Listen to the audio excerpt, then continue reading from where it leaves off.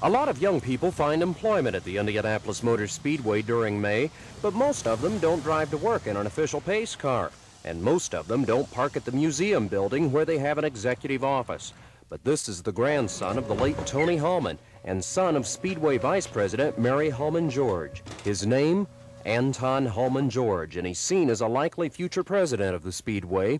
He was married 4.5 weeks ago to Brownsburg native Lisa Clark.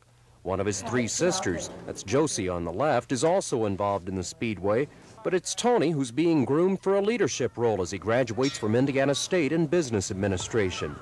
He spends much of his time getting to know his way around the Speedway and the other facets of the multi-million-dollar family business, Hallman & Company, which includes Clabber Girl baking powder, a gas utility, newspapers, radio and TV stations, and of course, the Speedway, currently run by longtime family associate Joe Cloutier, who's now 75 years old. The order of succession after Joe's term as president, I don't really think that matters, and my mother and I will do the best that we can to preserve the heritage and the prestige of the race.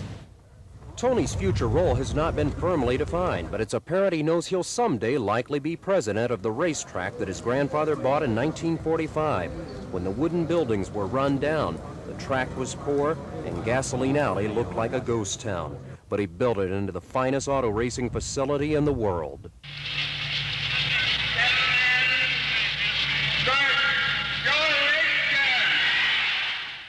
He was a great man. He received people very well. He's shy, but he just, he made everyone feel comfortable, whether they were a guard at the gate or president of General Motors. Tony George has tremendous admiration and love for the man he calls Pawpaw. Just like his grandfather, he's very shy. For most of his 23 years, the month of May was spent around the track, but Tony's interest in racing didn't develop until recent years.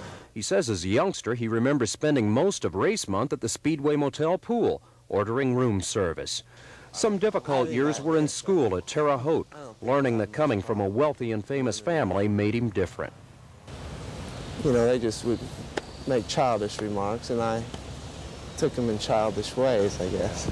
I'd say I had a few uncomfortable years, but then I realized in the last 3-4 years that I am in a position of influencing a lot of people, and I need to